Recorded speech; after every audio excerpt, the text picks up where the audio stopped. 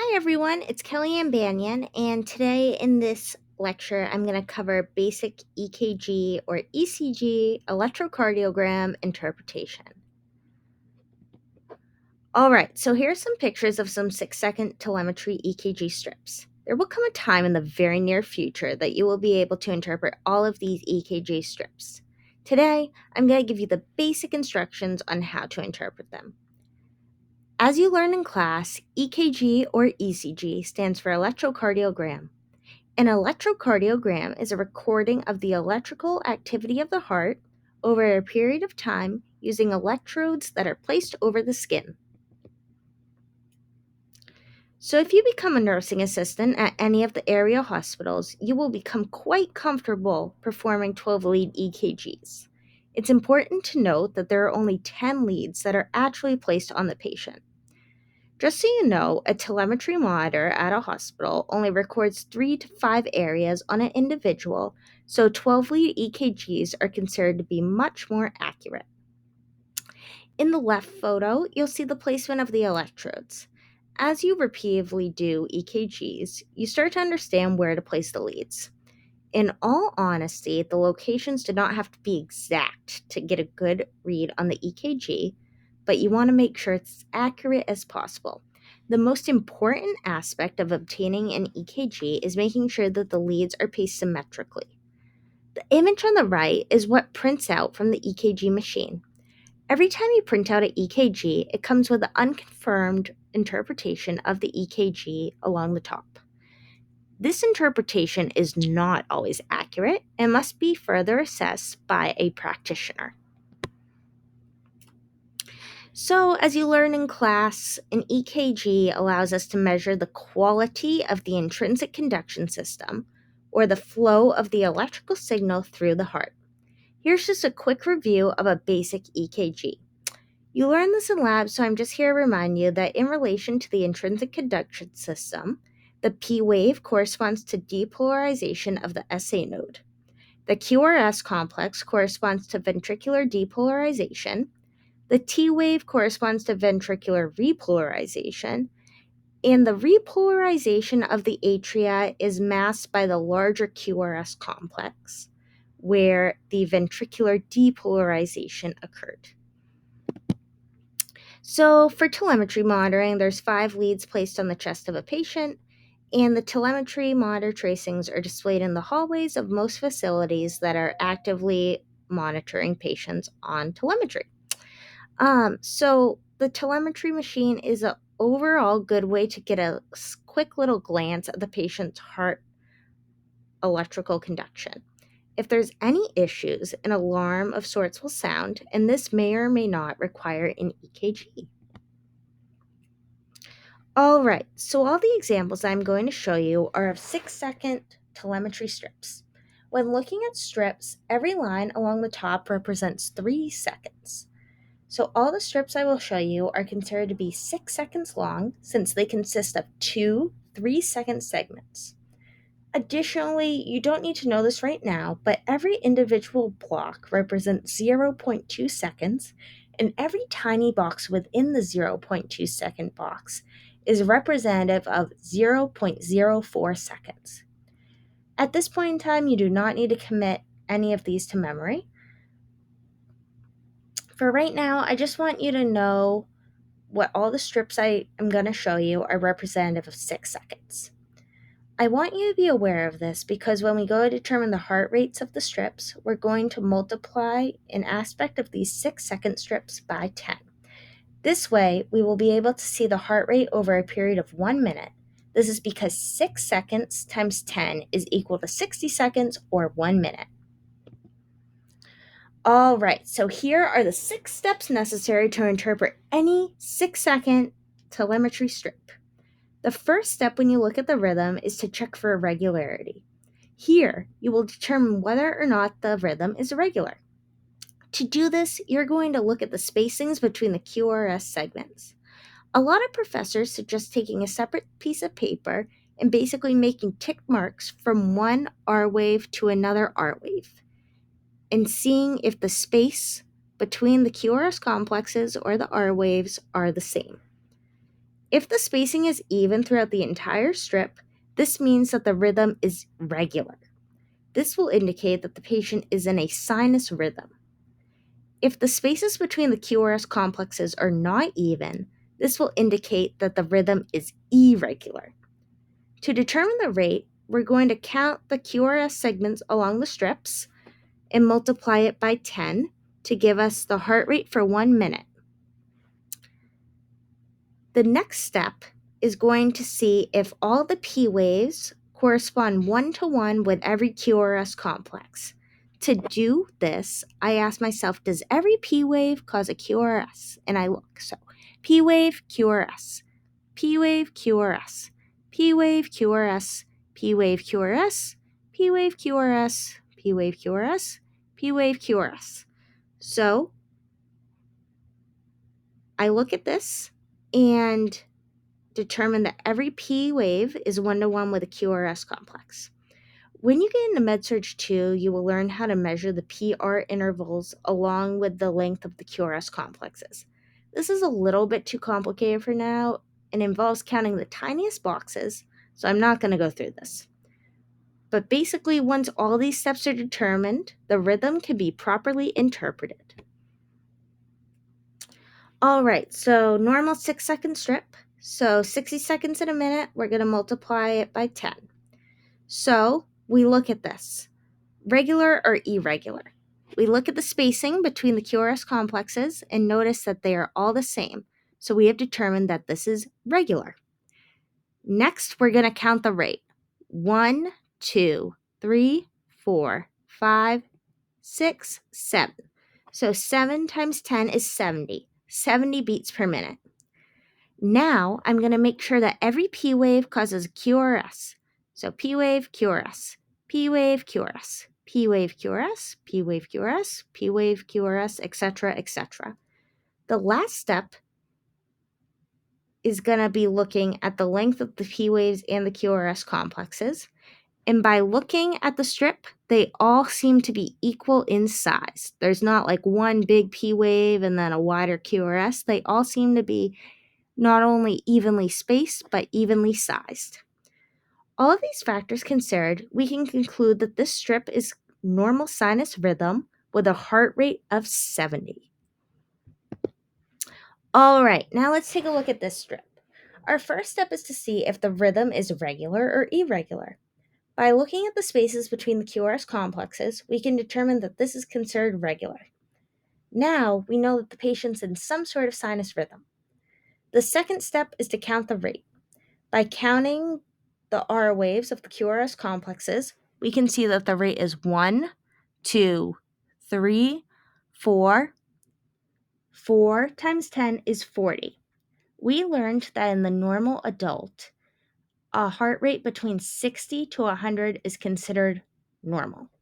When the heart rate is less than 60, this is considered bradycardia. Looking at the P waves in the QRS complexes, we see that each P wave causes a QRS.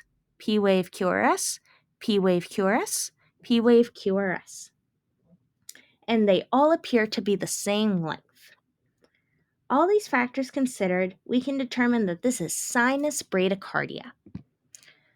All right, so sinus bradycardia is defined by a regular rhythm with a rate less than 60. Causes of this include medications such as calcium channel blockers, digoxin, beta blockers, or possibly an MI. This could also be totally normal in an elite athlete. Really athletic individuals have a resting heart rate that is lower than 60 beats per minute, and this can be considered totally normal. If the patient's not an elite athlete, you will see possibly pallor, cool skin, hypotension, weakness. They might complain of angina due to the decreased oxygen, which leads to ischemia, or they could complain of syncope. Treatment for an elite athlete? Nothing. This is how they live. They live with a low resting heart rate. For others, this can include removal of the cause. So if it's a medication causing it, we're going to switch it.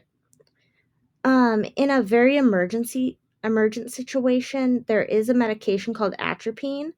And atropine, what it does is causes increased firing of the SA node and therefore causes conduction through the AV node of the heart. And it opposes any action of the vagus nerve, blocking acetylcholine receptor sites, and can also decrease bronchial secretions. All right, so here's another EKG strip.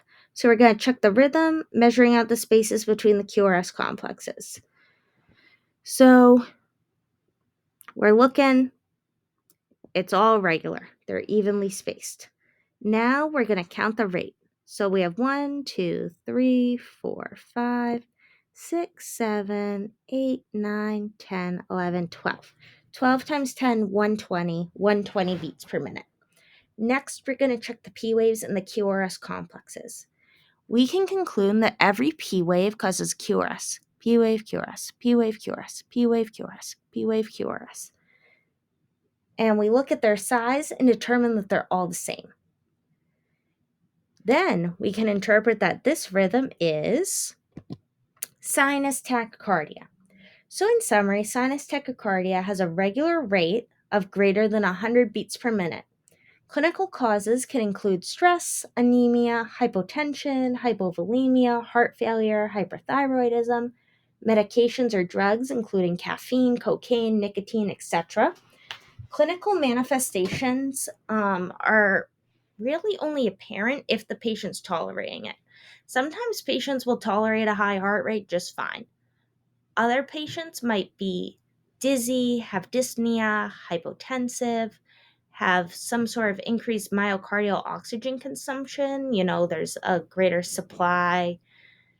There's an issue with the supply versus demand. You're going to old cart for angina. What came first, the angina or the sinus tachycardia? And you have to determine the underlying cause before treating. Medications to treat sinus tachycardia include adenosine, AV nodal blocking agents such as diltiazem, or beta blockers. All right. Since there's no way that all your patients will always be in normal sinus rhythm, or even sinus rhythm for that matter, I want to show you an example of a strip that is not in sinus rhythm. So let's look at this rhythm. If we were to mark out 2 lines to check the distance between the complexes, we see that this is not regular. The QRS segments are not regularly or evenly spaced, and therefore we conclude it is irregular. Basically, we see the irregularity come in because all the time periods between the QRS complexes are not even. We are going to count our rate. So 1, 2, 3, 4, 5, 6, 7. 7 times 10, 70. So this is within normal range, but we're still noting that something is off. Next, let's look at our P waves and see if they're 1-to-1 with the QRS. Oh, wait a minute. Do you see P waves? I for sure don't. So where are those P waves? It's notable that there is an absence of distinct P waves in this EKG. In this rhythm, basically the atopic focus is coming from multiple places in the atrium, causing rapid firing, and the foci are so fast that they're not even discernible P waves. The P waves can look like squiggles or even a flat line, and we classify this absence of P waves as fibrillatory waves. So, the hallmark of atrial fibrillation, or AFib for short, is irregularly irregular. Now let's take a closer look at it on the next slide. All right, so this strip is an example of atrial fibrillation, or AFib for short. Hallmark of AFib is that it is irregularly irregular. So this being said, AFib can manifest in different ways, but it's always classified as irregularly irregular.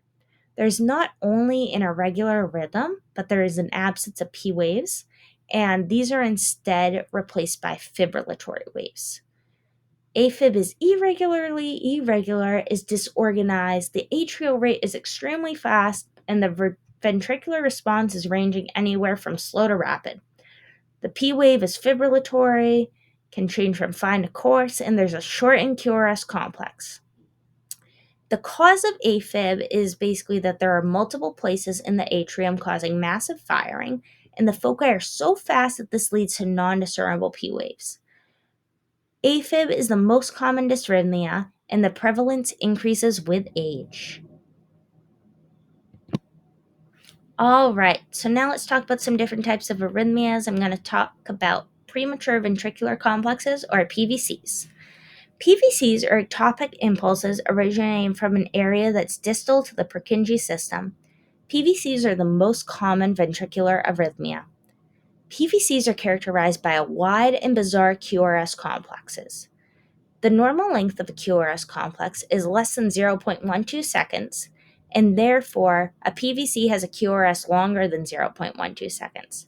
Again, just telling you this right now, you'll learn how to determine the length in MedSurg 2. Occasional PVCs are not overly concerning.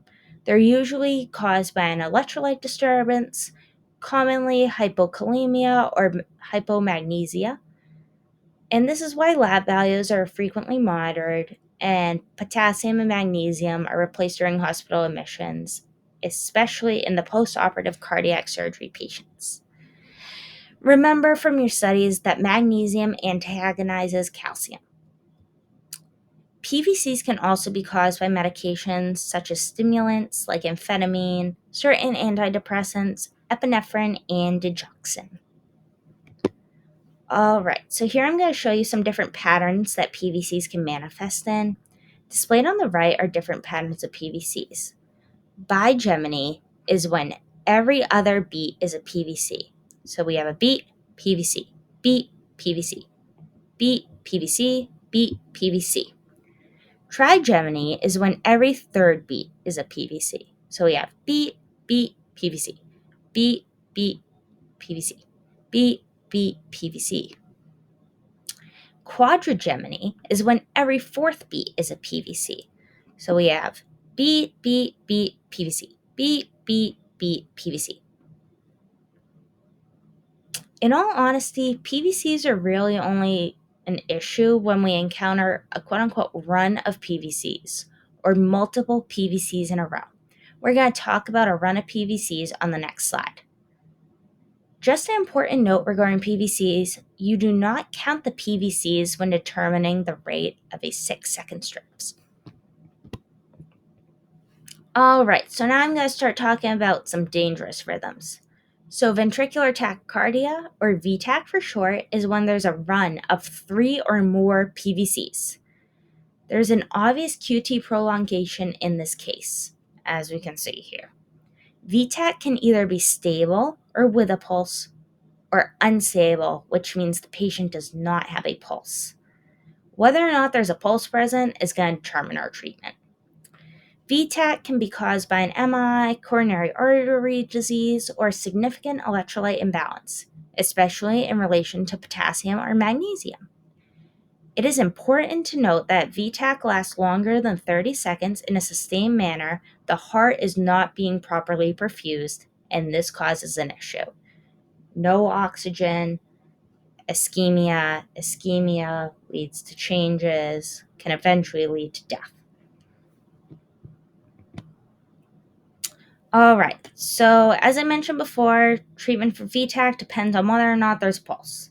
If the patient has a pulse and the EKG has QT prolongations, the first line of treatment is probably going to be replacing your electrolytes, replacing your magnesium, replacing your potassium. You do these over like a long amount of time. You're not going to push potassium, you're not going to push magnesium. Usually you're giving it over 1 or 2 hours, depending on how much and how old your patient is. Basically, I've emphasized this before, but it's always extremely important to know what your last lab values were and that they were within normal limits. And say your K was low on your morning labs, hopefully it was replaced. If not, that's going to be the first thing you think about. So basically, if their potassium, magnesium falls below a normal level, PVCs are going to be present, and PVCs could progress into VTAC. And we know that magnesium improves potassium transport through the myocardial potassium channels and shortens the action potential's duration. So obviously, VTAC dual low electrolytes, let's replace the electrolytes. If there's no pulse, we're just doing CPR and we're going to defib. We're going to discuss defibrillation in a couple of slides. All right, so before I discuss defibrillation, I want to introduce ventricular fibrillation. There's no other way to really describe ventricular fibrillation other than absolute chaos. In VFib, the heart rate is extremely fast. There are no present P waves or QRS complexes. Basically, in this situation, the heart's just quivering and there are no complete contractions. In VFib, this disordered electrical activity causes the heart's lower chambers, or the ventricles, to quiver or fibrillate instead of contracting or beating normally. This prohibits the heart from pumping blood and will cause collapse and eventually could lead to cardiac arrest. The only treatment for VFib is ACLS and rapid defibrillation, since essentially your patient's dead. All right, so I've been talking about defibrillation a lot, but I've not totally talked about what it is. So defibrillation is used in the treatment of pulseless ventricular tachycardia and also in ventricular fibrillation. Defibrillation is one of the many ways that we can keep the heart going. And it's artificial. It's done via sending a current through the intrinsic conduction system.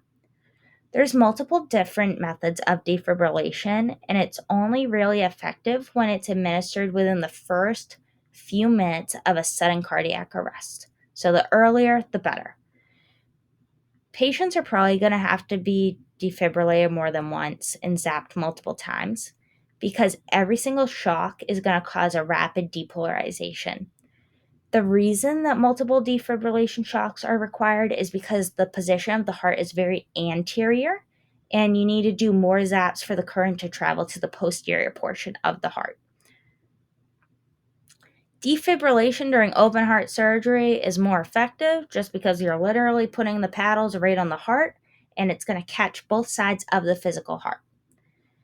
In external defibrillation, 2 paddles are placed. One's near the apex of the heart and one's near the base. This differs in children, but this is for adults. So before delivering the shock, you want to make sure that no one's touching the patient or the bed or the table or whatever the patient's on. You're going to yell clear prior to shock delivery. And after shock delivery, make sure your CPR is resumed and they get back doing compressions. The defibrillator is going to deliver a shock or an electrical current, and this is a counter shock to the heart. Although it's not fully understood, this depolarizes a large amount of the heart muscle and ends the dysrhythmia. Subsequently, the body's natural pacemaker in the SA node of the heart is able to reestablish the normal sinus rhythm. I just wanted to show you what a defibrillation rhythm strip would look like. In this example, we see the patient is in ventricular fibrillation, and then electric defibrillation is performed. Patient is flatlining, so their heart is stopped, basically so we can get it back to rhythmically contracting. So after defibrillation, the flatline, we see that there's some significant artifact in this post-conversion strip. And artifact basically refers to something that's not made by the heart. It's these little squiggly things right between. It's basically electrical interference from outside sources. And you can see this a lot when a patient's moving around. And the last beat here shows a PQRST. So this patient has been shocked back into sinus rhythm. All right, everyone. Thanks for tuning into this lecture. Hope it didn't overwhelm you too much. Let me know if you have any questions. And have a nice one.